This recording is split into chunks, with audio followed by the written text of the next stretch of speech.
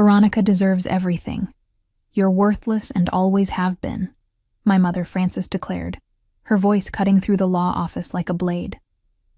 I sat in the leather chair, my hands folded in my lap, watching her pace behind my sister with the confidence of someone who believed she held all the cards. The mahogany-paneled conference room felt smaller with each passing second, the weight of her words pressing down on my chest like stones. My name is Judith, and at 29 years old, I had spent most of my life being reminded that I was the disappointment, the burden, the daughter who never quite measured up. Veronica, 3 years younger and perpetually golden in our mother's eyes, sat primly beside Frances, her perfectly manicured fingers drumming against the table in anticipation. The lawyers were running 10 minutes late, but Frances couldn't contain her excitement any longer. Rose always knew Veronica was special, Frances continued, her eyes gleaming with vindictive satisfaction. Beautiful, charming, everything a grandmother could want in a granddaughter. You were just there, an obligation. I felt the familiar sting of her words, but something deeper, a quiet strength I had cultivated over years of managing Grandma Rose's affairs, kept me steady. The ornate grandfather clock in the corner ticked steadily, marking time until the moment that would change everything. Frances had no idea what was coming, and I found myself almost grateful for her cruelty. It would make what happened next feel like justice rather than revenge. I can't wait to redecorate Grandma's house, Veronica said dreamily, already planning her inheritance. Those antiques are so outdated. I'm thinking modern minimalist, maybe some of those expensive Italian fixtures I saw in the magazine. Frances beamed with pride. Whatever you want, darling. Rose's savings account should cover renovations easily. $20,000 goes quite far when you're smart about spending. I watched them discuss their plans, feeling like a ghost in my own family.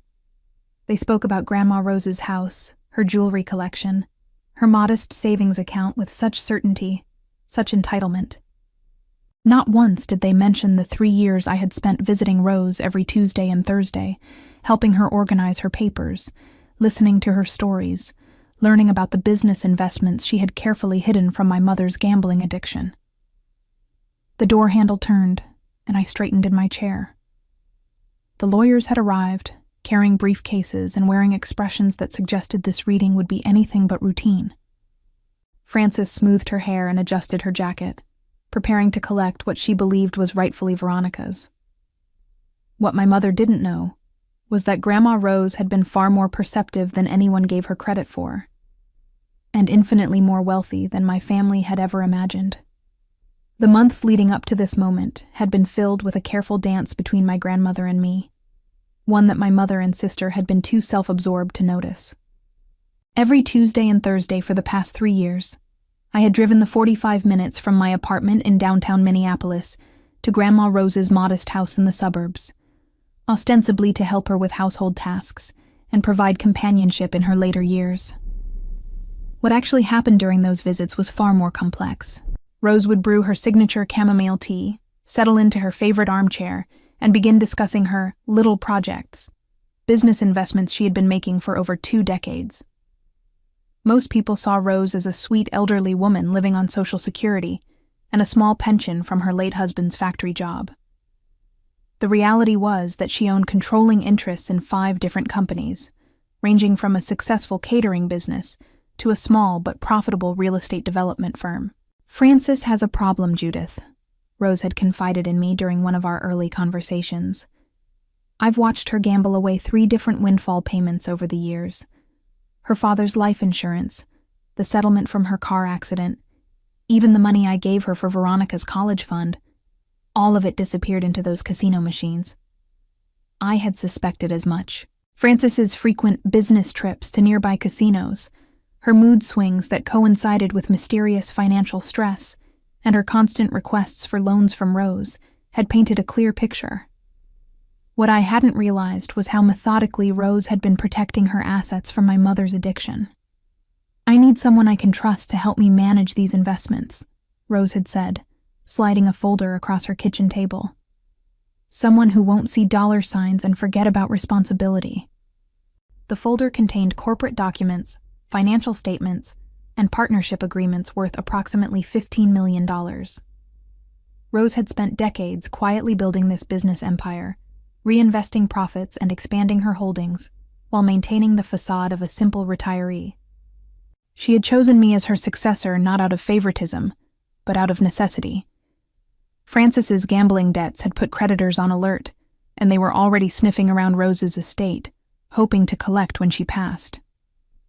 "Your mother believes I have $20,000 in savings and a house worth maybe $150,000, Rose had explained with a slight smile. Let her continue believing that. These businesses need protection from her creditors, and more importantly, they need someone who understands their value.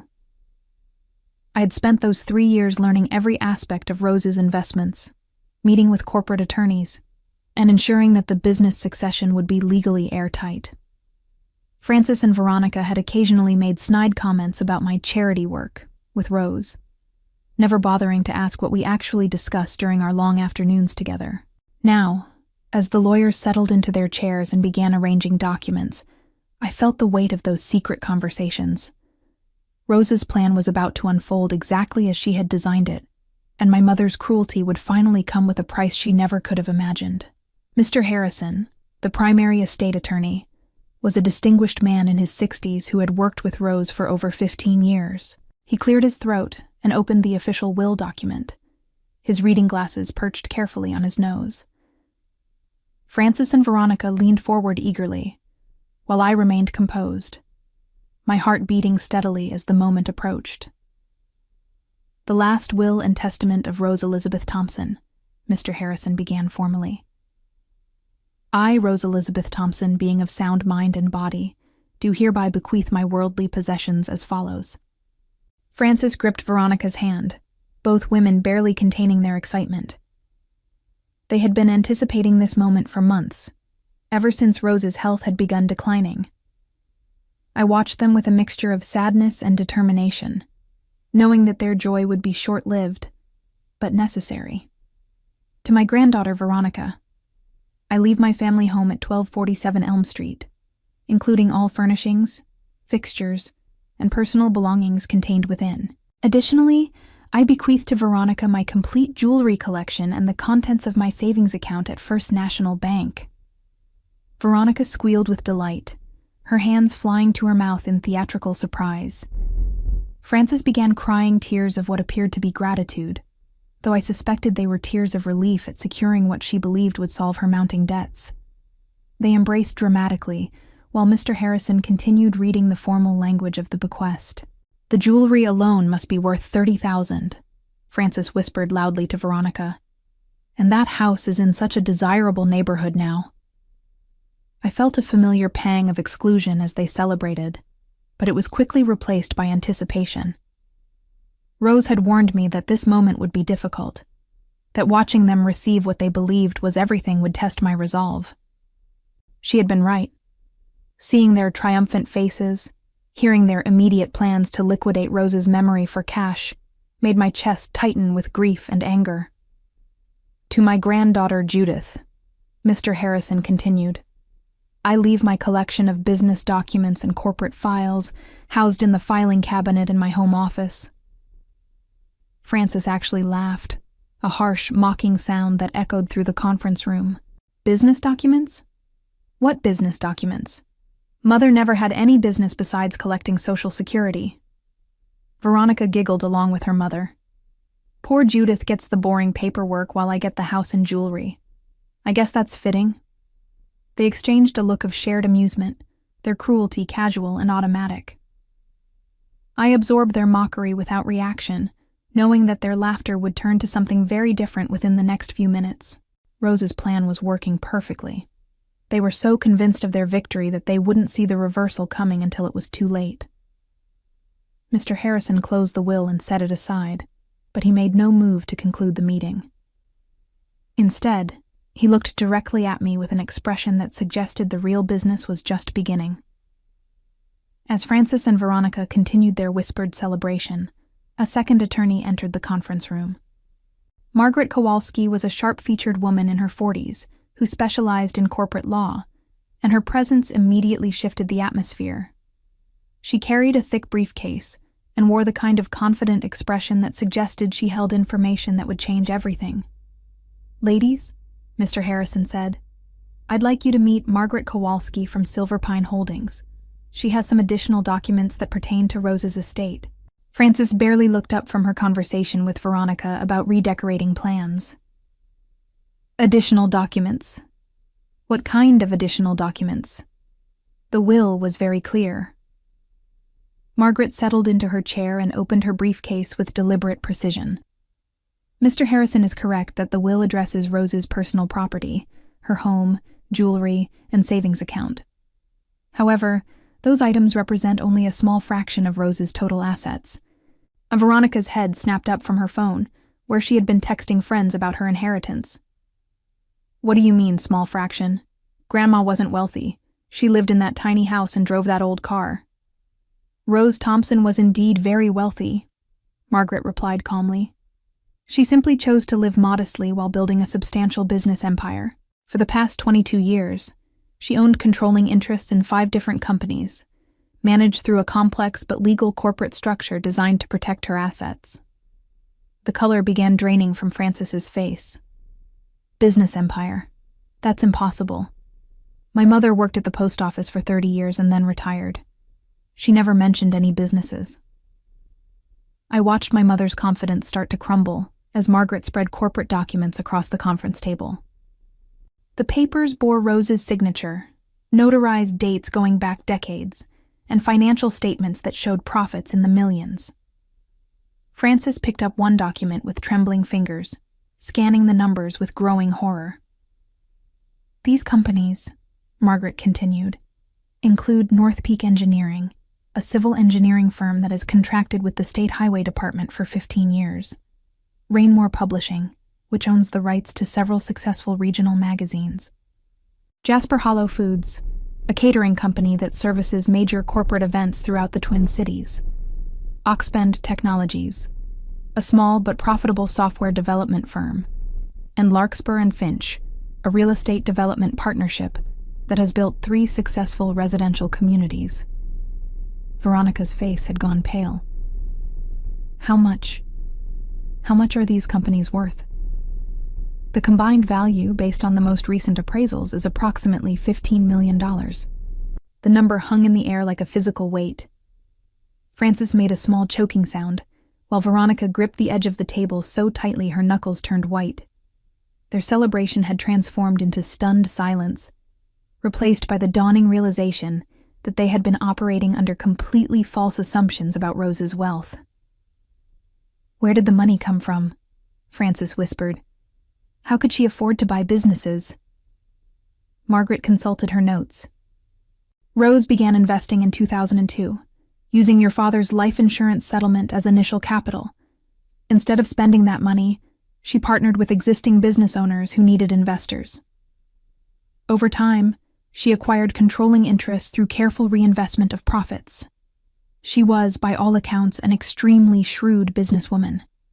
I watched my mother's face cycle through disbelief, confusion, and growing dread. Frances had always dismissed Rose as a simple woman who needed taking care of, never recognizing the sharp intelligence that had built an empire right under everyone's noses. The condescension Frances had shown toward Rose's little hobbies was now revealed as willful blindness to her mother's remarkable success. "But why didn't she tell us?" Veronica demanded. "Why keep it secret?" Margaret's expression grew serious. Rose was very concerned about protecting these assets from potential creditors. She had observed certain gambling habits within the family and wanted to ensure that her business empire would remain intact. Frances's face flushed red with humiliation and rage. The carefully hidden truth about her addiction was now exposed in front of lawyers and documented in corporate files that could never be denied or dismissed.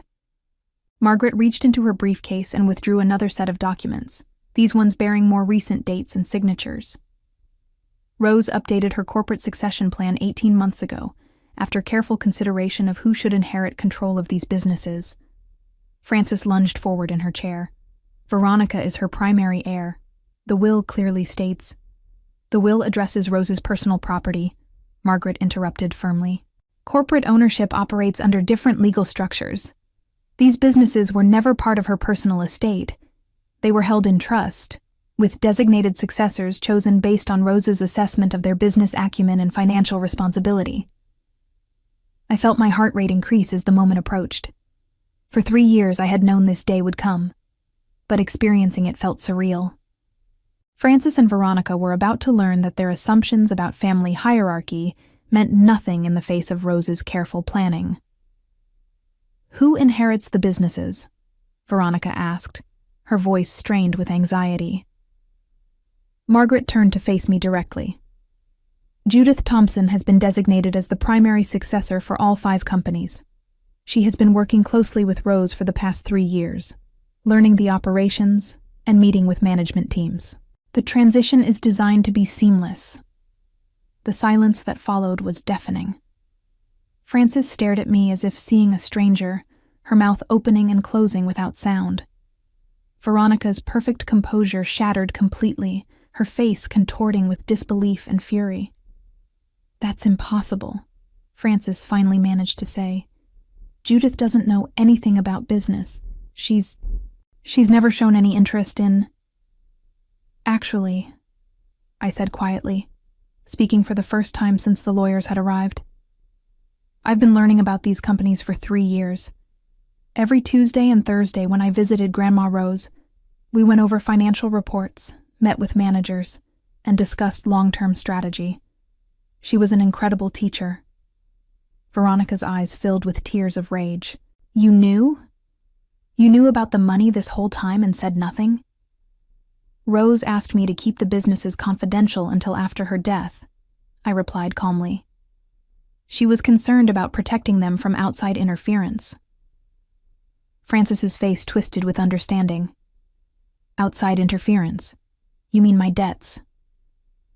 Margaret nodded. Rose was very explicit about her concerns. She had observed multiple instances where family resources were lost to gambling debts, and she wanted to ensure that her business empire remained stable and productive.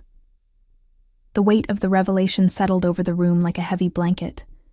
Frances realized that not only had she underestimated her own mother's wealth and intelligence, but that her gambling addiction had cost her family access to millions of dollars. Her years of condescension toward Rose, her dismissal of Rose's boring conversations about investments, had blinded her to the empire that was being built right in front of her. $15 million, Veronica whispered, as if saying the number might make it less real. $15 million, and you get all of it? I inherited the responsibility of managing these companies, I corrected. Rose built something remarkable, and she trusted me to continue her work. Frances stood up abruptly, her chair scraping against the floor. "This isn't fair. Veronica is the primary heir. There has to be some way to contest this."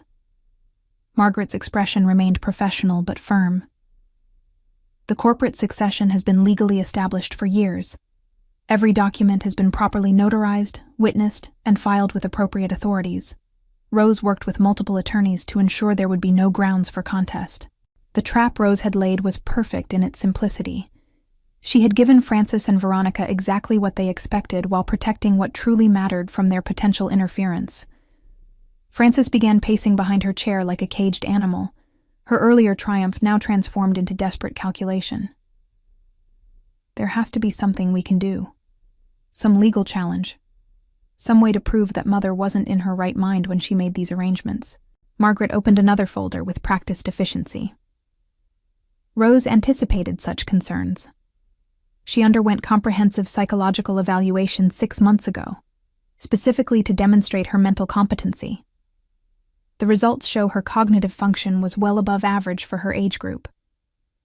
I watched my mother's face as each avenue of denial was systematically closed off. Rose had thought of everything, spending years building legal barriers that would protect her businesses from the very scenario that was unfolding now. Frances's gambling addiction, her pattern of viewing family resources as her own personal bank account, had finally met an obstacle she couldn't manipulate or overcome. "But the house," Veronica said desperately. At least I still have the house and jewelry. That's something. Margaret consulted her notes with an expression that suggested more bad news. Unfortunately, there are some complications regarding those assets as well. Rose's creditors have been monitoring the estate, and there are significant liens against both the property and the jewelry collection. Francis's face went white. Liens? What liens? Your gambling debts, Francis. Several casinos have obtained judgments against you over the past 2 years. They've been waiting for Rose's estate to settle so they could collect against any inherited assets. The house and jewelry will need to be liquidated to satisfy those obligations. The final piece of Rose's protection strategy became clear. She had known that any assets left to Veronica would ultimately end up in Francis's hands, and from there would be seized by creditors. By giving Veronica the house and jewelry, Rose had effectively given her nothing, worse than nothing, since Veronica would now be responsible for the legal proceedings required to transfer the assets to the casinos. Veronica collapsed back into her chair, tears streaming down her face. So I get nothing? Nothing at all? You'll receive whatever remains after the creditors are satisfied, Mr. Harrison said gently. Unfortunately, given the value of the liens versus the appraised value of the property and jewelry, there's unlikely to be any significant remainder. Francis turned to face me with an expression of pure hatred. You planned this. You manipulated her into cutting us out. I helped Grandma Rose manage her businesses, I replied steadily. Everything else was her decision, based on her observations of this family over many years. This isn't over, Francis snarled. I'll find a way to fight this. I'll prove that you influenced her, that you took advantage of an elderly woman. Margaret's voice cut through Francis's threats with professional authority. I should mention that Rose documented her reasoning extensively. She kept detailed records of family interactions, including recordings of conversations where gambling debts were discussed. She also documented instances where family members made disparaging comments about her intelligence or business acumen. The recordings. I remembered Rose's small digital recorder, which she had started using after Francis made particularly cruel comments about Rose's supposed senility. My grandmother had been building a legal defense against exactly the kind of challenge Francis was threatening to mount. Francis sank into her chair, the fight draining out of her as she realized the scope of Rose's preparation. Every contingency had been considered, every possible objection anticipated and countered. Rose had spent 3 years not just teaching me about her businesses, but building an unassailable legal fortress around the succession plan. The woman my family had dismissed as a simple retiree had outmaneuvered them completely, ensuring that her life's work would be protected from the very people who had taken her generosity for granted. I reached into my purse and withdrew a sealed envelope that Rose had given me 6 months before her death. Grandma Rose asked me to give this to both of you after the legal proceedings were complete. Francis and Veronica stared at the envelope as if it might explode. Their faces bore the hollow expressions of people who had just watched their entire worldview collapse. With trembling fingers, Francis opened the envelope and unfolded the handwritten letter inside. My dear Francis and Veronica, Francis read aloud, her voice breaking. If you are reading this, then my business empire has been revealed, and you understand the true scope of what you have lost. I want you to know that this was not a decision I made lightly. Veronica leaned over to read along, fresh tears spilling down her cheeks. Francis continued reading, her voice growing smaller with each word. Francis, your gambling addiction has cost this family more than you realize. The money you asked me for over the years, the loans you never repaid, came from profits these businesses generated. I calculated that your debts have cost the family over $200,000 in the past 5 years alone. Francis's hands shook as she held the letter. She kept track? Veronica, Francis read on. You have never shown interest in anything beyond spending money and acquiring material possessions. When I tried to discuss my investments with you, you dismissed them as boring old lady hobbies. You made it clear that you saw me as nothing more than a source of inheritance. Veronica sobbed openly now, the weight of her grandmother's disappointment finally reaching her. Judith, on the other hand, spent 3 years learning about these businesses, not because she wanted to inherit them, but because she genuinely cared about my well-being and respected my intelligence. She never asked me for money, never dismissed my accomplishments, and never treated me like a burden. Frances finished reading the letter, her voice barely a whisper. I leave these businesses to Judith because she has earned them through dedication, respect, and genuine love. What you inherit, or fail to inherit, is the result of choices you made over many years. I hope you learn from this experience, though I fear you may not. Love, Mother. The conference room fell silent except for Veronica's quiet crying. Frances stared at the letter for a long moment before carefully folding it and placing it back in the envelope. When she looked up at me, her expression had changed from anger to something closer to defeat. She really planned all of this, Frances said quietly. Every detail. Yes, I replied. She spent 3 years making sure everything would be legally protected and properly documented. Margaret began packing her documents. Judith, you'll need to meet with the management teams of each company within the next 2 weeks. The transition plans are already in place, but there are some signatures required to finalize the transfers. I nodded, feeling the weight of responsibility settling on my shoulders. Rose had prepared me well for this moment, but actually becoming the owner of 5 successful companies felt surreal. I'll make time in my schedule. Frances stood up slowly, moving like someone much older than her 54 years. I suppose congratulations are in order. You played this very well. I didn't play anything, I said firmly. I loved Grandma Rose, and she recognized that love. Everything else followed from there. Veronica finally looked up from her hands. What happens now? What are we supposed to do?